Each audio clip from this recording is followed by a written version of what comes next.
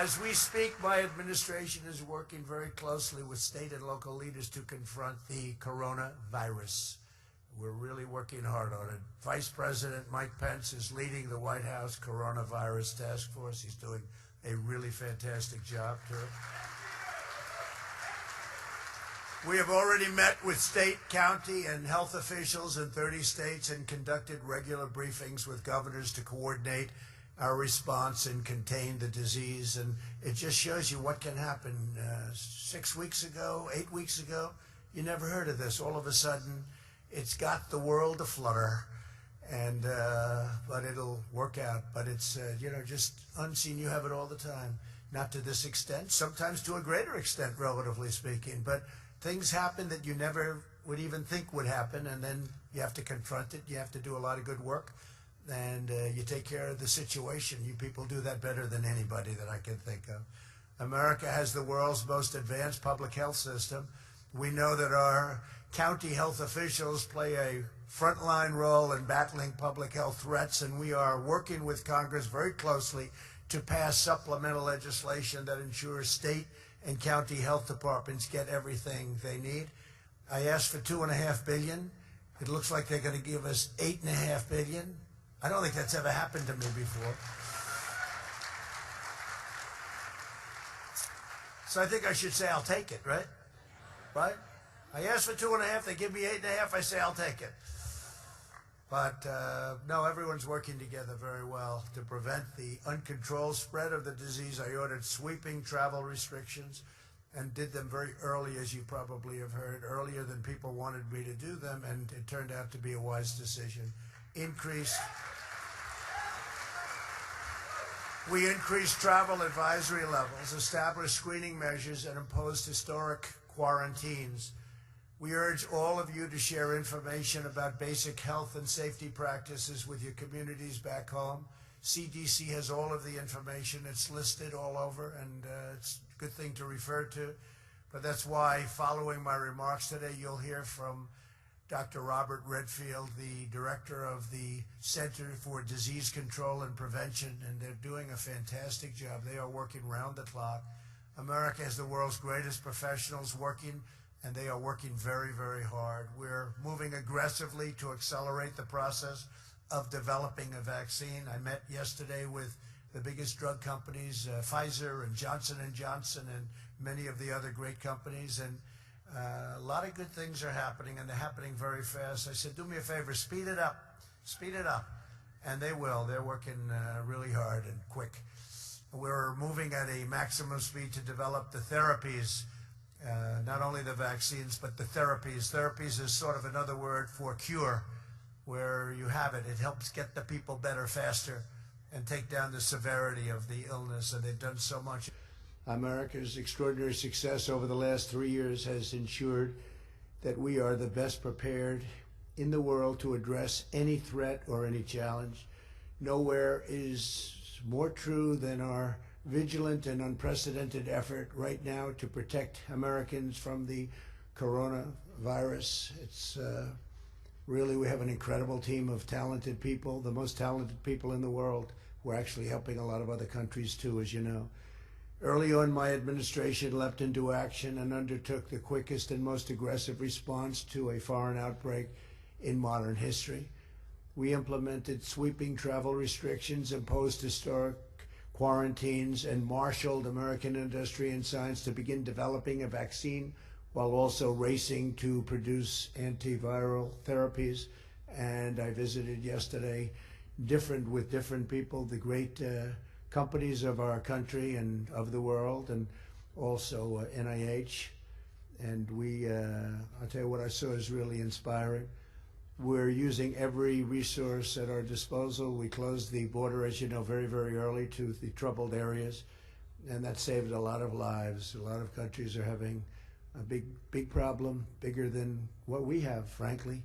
But we closed those borders very early against the advice of a lot of professionals, and we turned out to be right. Took a lot of heat for that. The health and safety of our people is my first priority.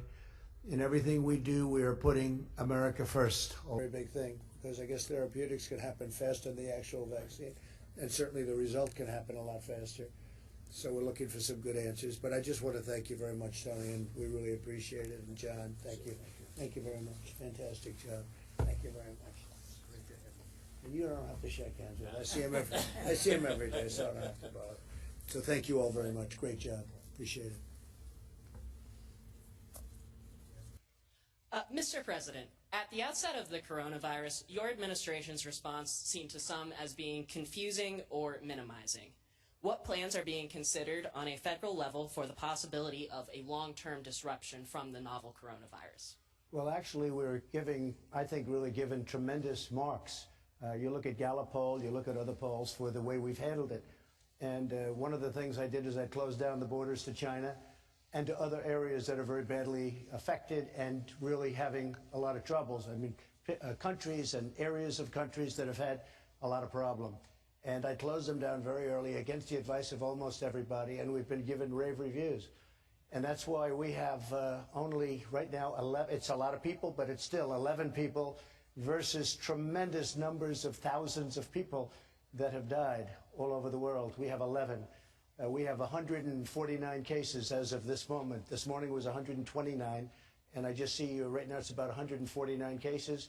There are 100,000 cases all over the world.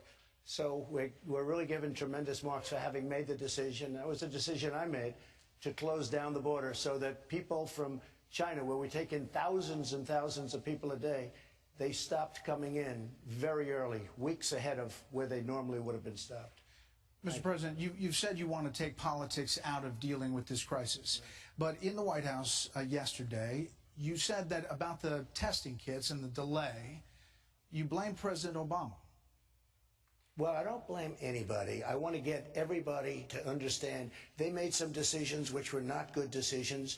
We inherited decisions that they made, and that's fine. As far as regulations? We undid some of the regulations that were made that made it very difficult. But I'm not blaming anybody. It just seems that the Democrats, some of them, I must say, and you know it better than anybody, Brett, it's become much better. But some of the Democrats have said, no matter what, if we found a cure and everybody's better tomorrow morning at 9 o'clock, they would say he's done a terrible job. It's just automatic. How is the president doing? Oh, terrible, terrible. They don't mean it, and we've done a great job. Again, we've gotten the highest poll numbers of anybody for this kind of a thing. And it's... And the other thing, I'm working with phenomenal people, with CDC and all of the people involved. Mike Pence is doing a fantastic job. I mean, Mike Pence is working 20 hours a day or more on this and really doing a fantastic job. I guess the critics say that why wait until the testing issue became a crisis before dealing with it? If you want to change the regulations, why not change them either when you took office or when you first learned of the virus in January? For example, South Korea really got their act together right away. That's what they say. Well, you know, when you say take office, we just learned about this a very short while ago. But, or when you learned about the virus. I know, but we're not going to be thinking about a lot of other things, too, like trade and millions of other things. I mean, we are doing some job with the economy, you know, so I'm not thinking about this. But as soon as I heard that China had a problem, I said, what's going on with China? How many people are coming in? Nobody but me asked that question. And you know better than, again, you both know that I closed the borders very early. And We've been given A+ for that. But I'm just talking about Saved a lot of lives. The testing kits. Well, the testing, we did it as soon as we found out that it was a problem, we did it. It's not the kind of a thing you say, gee, I just got elected, let's do some testing on this.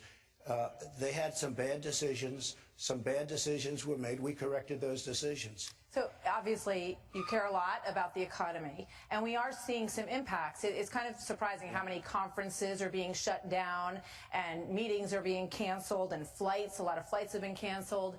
Even the James Bond movie, they're delaying because of coronavirus. I'm wondering what you think is the long term, you know, over the course of the year. Wall Street says that they don't expect U.S. companies to have any growth in 2020, which is pretty surprising. What's the impact on the economy and also potentially on your reelection?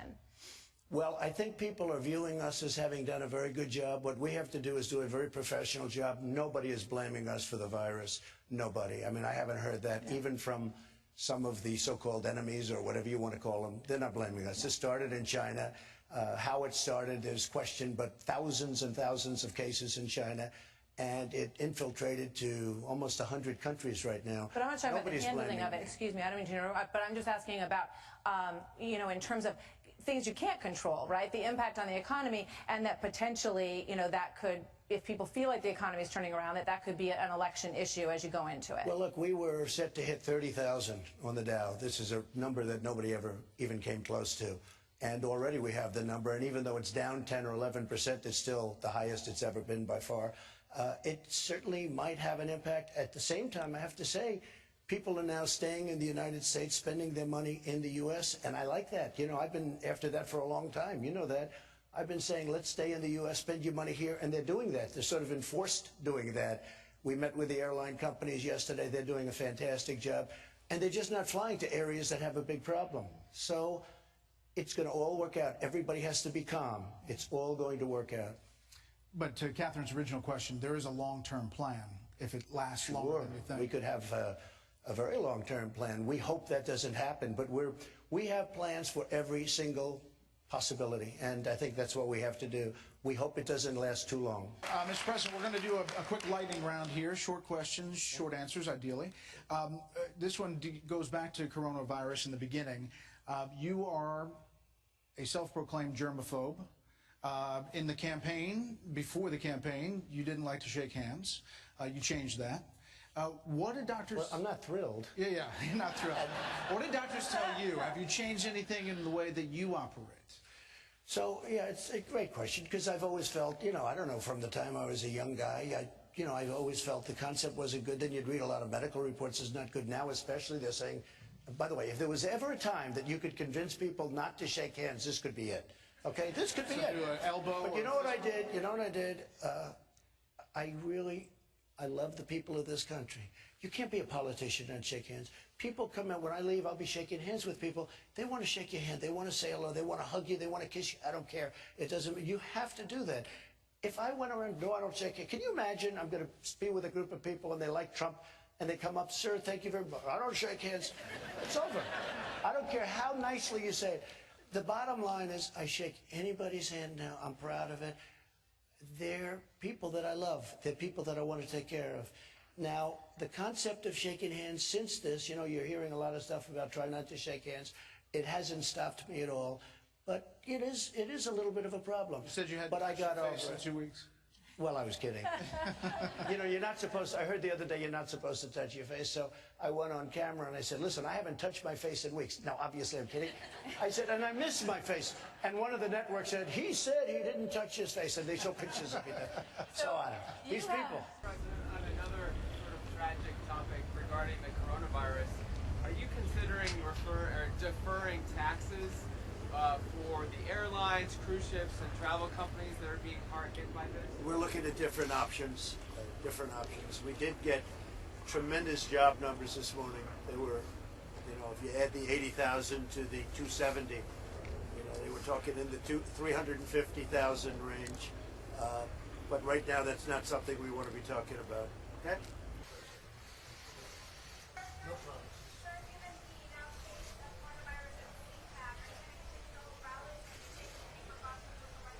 We'll have tremendous rallies, and we're doing very well, and we've done a fantastic job with respect to that subject on the virus. Yeah. We've had tremendous cooperation with other countries and all over the world, and we've made it very, very tough, very strong, very stringent borders. Say it, what? Are you concerned that the virus is getting closer to the White House? No, I'm not concerned at all. No, I'm not. You know, we've done a great job.